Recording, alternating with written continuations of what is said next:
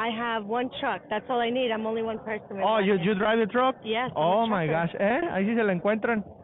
I don't speak Spanish. You have to understand a little bit. No, I'm gonna be translating. I'm gonna be. I don't think I can do this. That's all I understand. ¿Quién sabe qué dijo? ¿Dónde el baño? El baño. Yeah, and no toca. Ay, to other drivers, no toca. Dímelo. Dímelo. Dame, papi. Ay, ay, ay. Ay. Dame, papi. That's all I know. Oh, muévete. Oh, look. They said you look like Rihanna. Rihanna? Oh, Rihanna? Rihanna. Oh, yeah. Yeah, Rihanna on the I'm side. like 3 times her size. Es every Rihanna trucker version. No? I don't know who she is. Rihanna is the singer. Yeah, you're like her, but the trucker version. Oh, the trucker version times 3. Yeah. Because I'm wide load. Bueno, but you're happy. That's the most important thing. Very happy. I'm alive. My health is good. My family's fine. Why do you decide to be a trucker? Because I was stupid. I missed my husband, who was trucking at that time, and I wanted to learn how to drive so I could help him. Uh-huh. And then he put me on my own truck because he didn't want me to tell him to stop watching movies while he was driving. And then? And then I went on my own, and then all the bills came in. I never get to take off. I'm on the road now 4 months. Oh my God. Trying to make $1 out of 15 cents. Oh my God. And it's not working. Yeah. You know? It's not easy right now. Not at all. Right now it's extremely hard. It's extremely hard. The brokers are not paying. The bigger brokers, TQL, CH Robinson, JB Hunt, all of them are making the market what it is right now. So they're like squeezing us and putting a tightrope around our necks, and the FMCSA isn't doing what they're supposed to do, which is fight for our rights and protect us. Escucharon lo que dijo, pues obviamente no está nada sencillo. Obviamente los brokers. Do you know that there are some guys doing like a strike in Washington right now? Some truckers right now in front of the Congress. They haven't eaten for like 2 weeks already because they want to get the attention, and nobody goes out to talk to them. No, nothing. And as you were saying. No, I didn't know. Because they are protesting against the brokers. I know that they did that 2 years ago or last year. There are some Hispanic drivers right now doing it. Oh, they are? Yeah. Oh my gosh, you have to give me that information, because if I can go over there, I definitely would go over there and make some noise. Yeah. And stir up. That's what I was saying, that I cannot necessarily judge all the brokers, because they have to be good and bad brokers, as good and truck drivers, bad few. Everybody, you know, but at least we need to have the discussion. Yes, and right? I was trying to have the discussion. I was trying to have the discussion yesterday. I prepared a speech for 3 weeks, and then I let people get in front of me. Oh, I drove empty from Texas, 17 and a half hours. Oh my gosh. Personal conveyance, the whole way, empty, $1,000-something in fuel to make sure I could come here and be heard. And I let people go in front of me, and they were talking nonsense, some of them were correct, but I was organized, focused, ready to go. I got a few points in there, but we really need to get these brokers to stop taking advantage of us, and we need transparency in the trucking industry. That's what they want to achieve. I mean, they're talking about, hey, we need transparency from the brokers, and it's not happening. And it's not.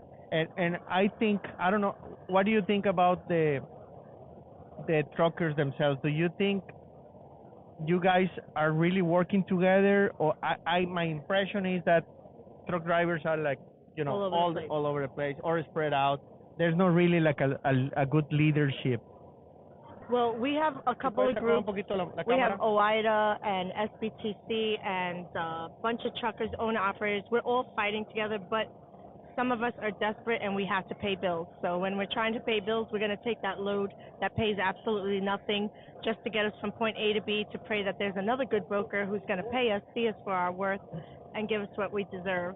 Sí, creo que aquí hay un tema y por eso muchas veces, and maybe that's why a lot of times when truckers want to do like a strike or park their trucks for a couple of days or something, it doesn't work out because, of course, you need to pay the bills. Yes, and it's very hard to stop for a couple of days. Yes.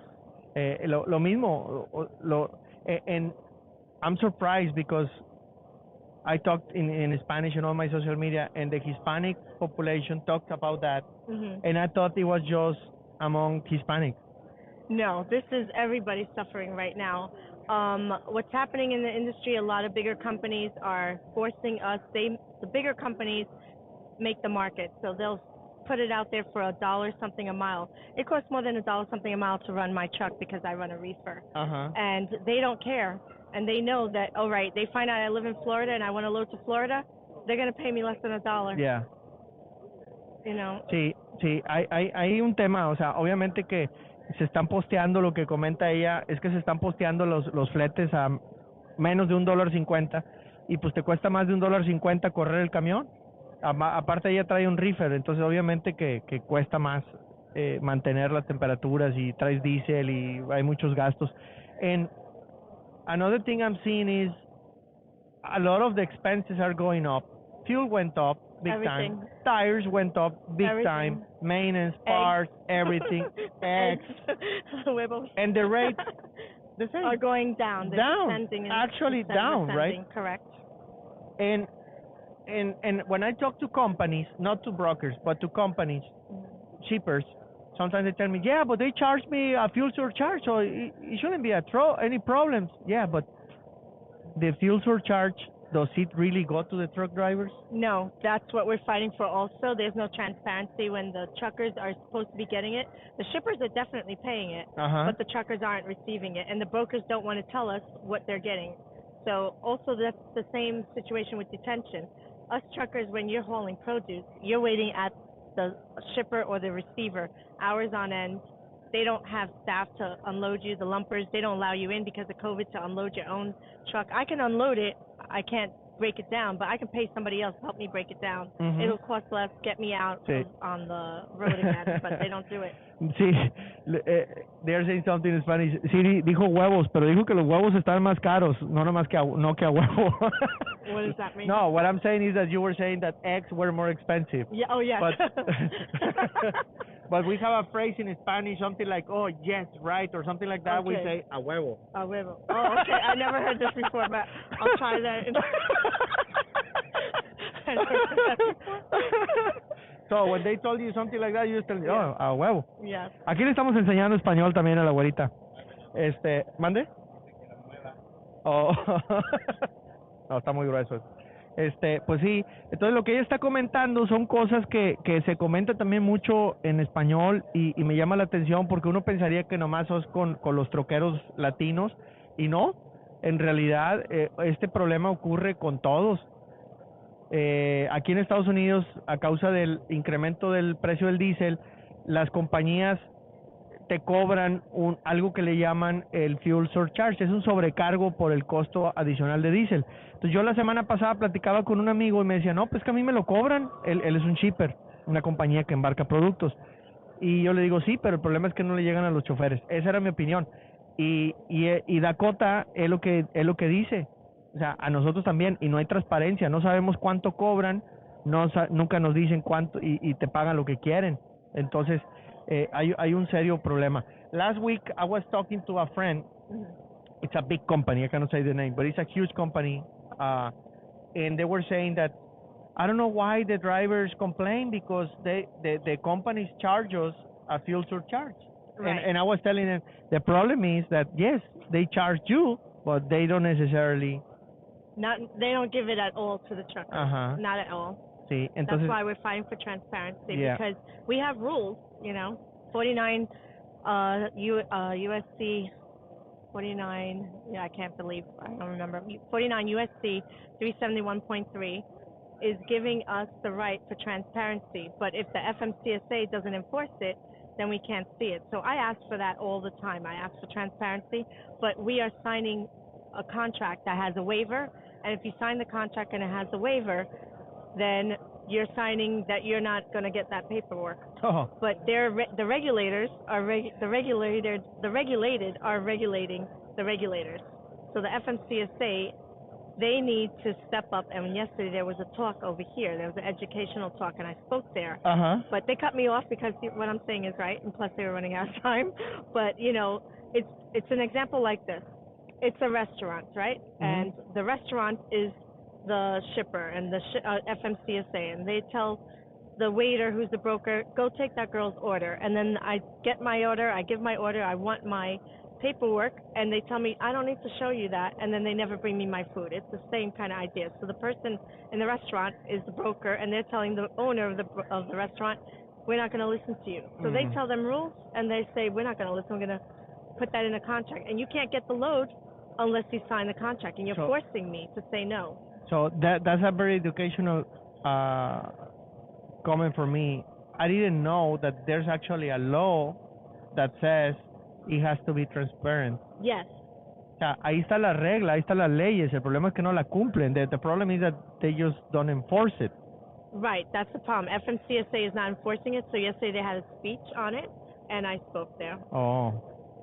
And I was telling them how important it is because we have a lot of, unfortunately, we have a lot of veterans that go to war. They risk their lives, putting their, life on the line, leaving their families behind so that they can go fight to protect us. But then when they come here and they get out of, being a veteran in the war or going off, they come back and they want to be a truck driver.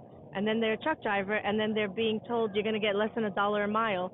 And then they fight for their rights, and the FMCSA is not enforcing it. So that's why they had the talk yesterday, to ask them to enforce it. Let me translate that. Es bien importante lo que está diciendo, porque incluso nosotros lo vemos mucho en esta expo. We see a lot of veterans in the trucking industry in this show. Yes, there's tons of them. En esta expo, nosotros vemos muchos veteranos de guerra, güeros,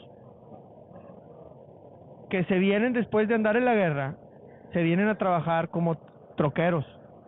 Imagínense que ahora les quieren pagar bien barato y los traen bien fregados con los precios, y pues no es justo. Se supone que son veteranos y que son héroes, y los tratamos mal en la industria del transporte. Entonces, se está hablando aquí en Louisville de eso, de la transparencia. Hay leyes, yo no sabía que ya había leyes. Lo que pasa es que no las están, obviamente implementando o persiguiendo. Entonces, mira, that's what they say. In support to our brothers in Washington on a hunger strike. I can't believe they're on a hunger strike. Yeah, this is terrible. And it's been for almost 2 weeks. It hasn't even been, nobody knows about this. That's the problem. That's what I was saying. This is the first time I'm hearing about this. I definitely will post it on my That's what I was saying. I'm not... It's because they're Latino, but if they were white, that's maybe. Then they get to speak to Donald Trump. Well, yeah. Well, I don't care to speak to Biden. I want to speak to everyone in the world to know that truck drivers, we are hungry. I don't go out shopping like everybody else and like I used to. I can't spend money on anything because I can't even afford my clothes. Yeah. Every time I think I'm doing well, my truck is breaking down. See, I know, and it's hard. Somebody says that they don't really promote those rules because it's not convenient for them. But what I say is that I'm not in favor of somebody doing a hunger strike because he's risking their lives. Yeah. And it's been already 2 weeks. That's crazy. But I understand also that they are so desperate that they wanted to do something to attract attention. Yeah. At least there has to be a debate. And what I think we have to really push is the debate. I mean, right now they are having okay. So what happened is that if you have a complaint to the FMCSA, which is the federal rules we're complaining about, that they're not enforcing the rule that's already there for us to use and utilize, the FMCSA has to do it, and they have it takes 3 years till they finish the investigation, and it started in May of 2020 that's when it was. May 2020 when the truckers were in Washington, D.C. and they got to speak to Donald Trump. So they made SPTC, the organization, and OIDA, they made a proposal, and the government is now going to finalize their investigation. So we're at the end of the 3-year mark, which it shouldn't take 3 years to decide what to do that is right. It's instant. But that's why they had the talk yesterday. And right now, if you go onto the website for FMCSA, somewhere on there it's going to have some information. I actually have it from yesterday. If you DM me if you DM me, and I'm going to try and post it up, go to my Instagram, Pink Cheetah Express, and that tell them to go there. And then I'm going to give some information later today where they can go to sign up and complain. Es muy interesante lo que dice Dakota de Pink Cheetah Express, que ya es una investigación que se empezó desde que estaba Donald Trump, y es una investigación que dijeron que necesitaban 3 años de plazo. Prácticamente estamos ya al final de esos 3 años de plazo para la investigación. Y entonces hay un link que, si van al Instagram, por favor vayan al Instagram de Pink Cheetah Express, ella, mándele mensaje, va a poner el post con el link de la FMSA, para que ahí encuentren eso, y que también ustedes manden mensajes, información, etcétera, para los que tengan interés de ayudar, de tratar de darle soporte obviamente a los troqueros que están protestando. Yo no me puedo expresar mucho a favor o en contra porque no estoy tan informado como debería, y no quiero abrir mi boca y equivocarme. Lo que sí quiero es que si hay troqueros que están protestando, al menos que se den a conocer y que lo sepan. Entonces, le agradezco yo mucho a Dakota que se haya acercado a querer platicar, y obviamente nos tocaba hablar de eso, porque hay compañeros que, si bien no los conocemos, son troqueros, son héroes, y doblemente héroes, porque se están inmolando ahí con una huelga de hambre que lleva casi para 2 semanas. Yo no me aguanto sin comer 2 días. No, ¿qué 2 días? 3 horas, traigo el rugidero de panza. Imagínense, amigos, que están ahí 2 semanas ya sin comer, arriesgando su vida por tratar de generar un cambio en la industria del transporte, y eso al menos se debe de reconocer. What I'm saying is that these guys that are in Washington doing the hunger strike, I mean, you guys are heroes just because you're a truck driver. I came to fight for the transparency. And then you're fighting, you're a double hero, and these guys are risking their lives trying to make a change in the trucking industry. At least we gotta help promoting it, making noise. Let the people know that these guys are doing this, that you are doing this, that there's some other guy doing this. At least we have to help spread the voice. I mean, tell everybody that what is happening, so they can understand, so they can debate. Hopefully we can get the attention so somebody can make a real change.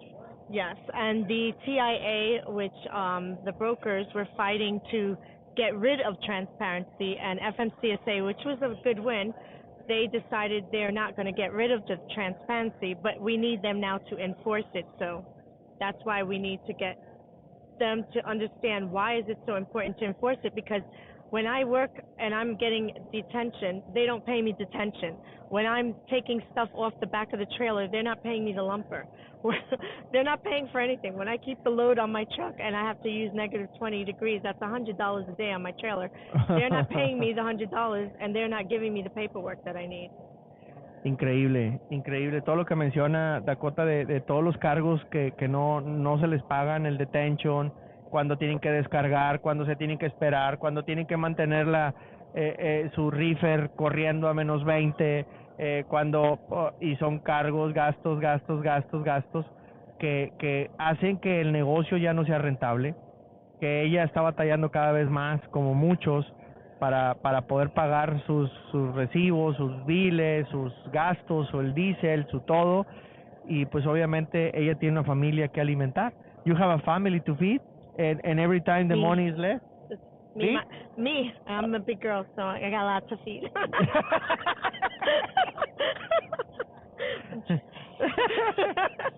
I need to eat, but I have to curb that diet. I'm a vegetarian, so that doesn't help, because vegetables cost more than meat now sometimes. I know.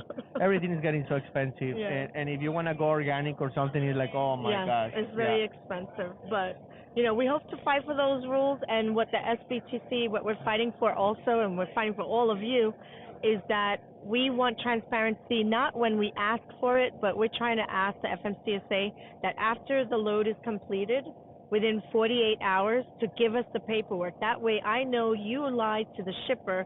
The shipper paid you $10,000 for that load. You paid me $1,000 and you're pocketing $9,000. Why? Because you're greedy. And these brokers are extremely greedy. I need to let them know I like to eat too. It's too much. I mean, when you don't care about other human being, I mean, they're disgusting. I see them on social media, and I understand that you can make 20-30%. Okay, is it still too much? They're doing 80-95%. My God, it's incredible. What kind of business you can make that? You know? They have in their contracts the broker with the shipper that unforeseen, blah blah blah, that they can raise the prices. So they're raising the prices for them, and they're still making us not make enough money to move my truck. Yeah, es demasiado.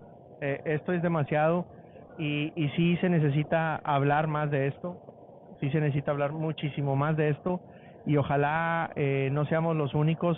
A mí la verdad me impresiona mucho que personas como Dakota, como las personas que están en Washington, que estén dispuestos a pelear, porque luego somos muchos los que nomás vemos los videos y no hacemos nada.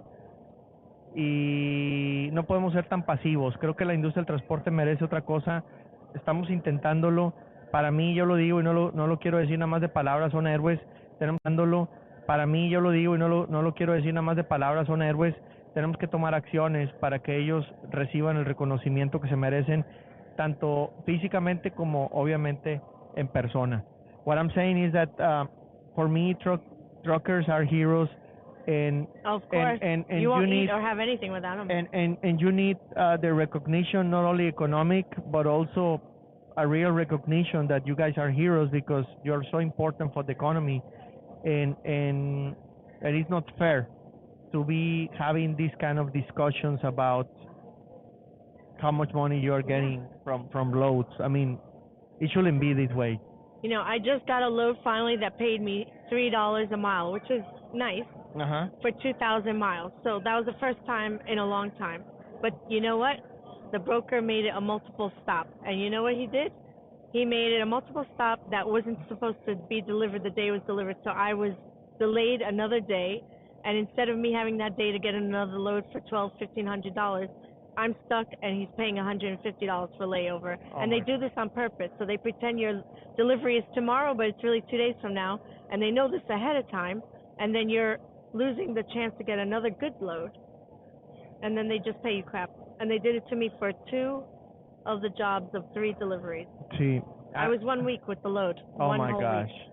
Oh my gosh. Yeah. So I really think that the trucking industry, the truckers have to get more like together to help each other, to really raise the voice together. Because if it's you here, somebody there, it's so hard. It's so hard. The only good thing is that I think social media, Instagram, Facebook, TikTok, YouTube, I mean, now you can contact more people that in the past, you know, and I think that's the hope that I have, that, I mean, you guys can get more like strong, you know, and really try to make a change. Tell them to join OOIDA. If you are an owner-operator, you should be a member or know what's going on with OOIDA and then with SBTC. So you look those places up online, and those are the 2 groups that represent the owner-operators in this proposal to Congress right now. They're making a new bill. They're trying to see if that's going to pass through Congress. Pues la recomendación de Dakota es que se conecten con la OIDA, que es una asociación de owner-operators, and the other one you said? OOIDA and SBTC. Small Business Transportation Coalition. SBT. Boy. SB. T. C. C. SBTC. Ahí está. SBTC. Entonces, son 2 organizaciones que están presentando propuestas al Congreso en estos momentos. Y pues qué interesante que insisto, que se pueda levantar la voz lo suficiente para que sean atendidas, escuchadas y debatidas. Si los troqueros están incorrectos, que yo lo dudo, que al menos que se debatan, que no los ignoren, porque son héroes del camino, merecen mucho la atención de todos nosotros, nuestro reconocimiento.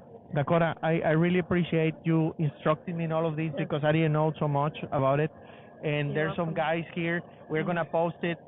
We are recording it. We're gonna post it in our YouTube, in Good. Facebook, everywhere. Thank you so So, much. trying to help. Please check online. There are some people. Si me pueden decir, por favor, Tell them to DM me. cuentas de TikTok o de Instagram que estén publicando acerca de lo que está ocurriendo en Washington de la huelga de hambre para pasárselos a Dakota. Ella también quiere pasar la voz. No sé quién más esté por ahí, si me pueden aquí poner en los comentarios. Yo sé que está José Goner, le voy a pasar ahorita el dato a ella, y a ver quién más, alguna otra cuenta que me puedan decir para pasársela, se las voy a agradecer bastante para que puedan repostear y comentar ese video.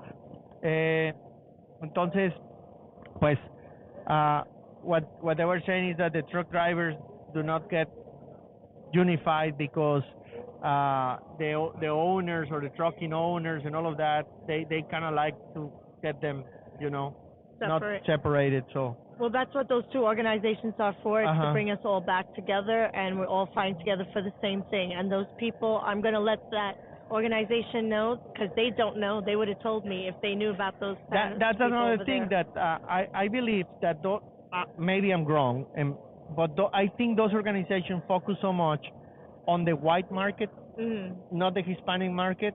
Well, it's but right now, operators, yes, yeah. the spot freight, spot freight. But I think Hispanic drivers right now in the States represent 20% Probably more. and growing. Yeah, probably more. So if these guys are just speaking English, they are not getting that. So I think that they have to also communicate with this population because it's growing so much and they're getting so many loads. They're also talking about it, but we don't get together. Yeah. And truckers should have the same language. Trucking. Yeah.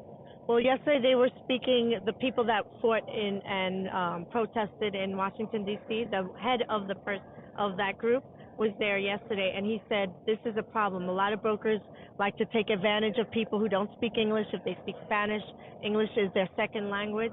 If they speak Russian, they mistreat them. It doesn't matter what language you're still driving that truck and getting from point A to B. Yeah. It doesn't matter. You need to pay them no matter what they speak. Because in Houston, in our shop, we get a lot of times drivers from Turkey, from Bosnia, from other countries that they move for some reason, and they are driving a truck. So I think it's very important to get together. Yes, and there's a organization, Override is a magazine. You know Override? Override, the journalist came up to me yesterday after I spoke, and he said he wants me to finish my story, and I gave him my email and the information that I was going to do, and we're going to talk about it. I'm going to let him know about this group that's over there. Do you know who's heading that group in Washington, D.C.? They're going to give me some accounts. They're going to tell me in a moment. Okay. I know one guy that he's there. I'm going to give you his TikTok account so you can look at him. TikTok. I don't have TikTok, but give him the pink cheetah for IG. Entonces, bueno, vamos a comentarle aquí y vamos a tratar de pasar un poquito la voz de lo que se está protestando, lo que ellos dicen, al menos que sean escuchados, creo que es lo importante. Dakota, thank you so much. Thank you so much. It's nice to meet you. What is your name? El Truck Saver. El Truck Saver. No, but your real name. El Truck Saver. Okay, well, El Truck Saver. Very nice to meet you. Thank you so much.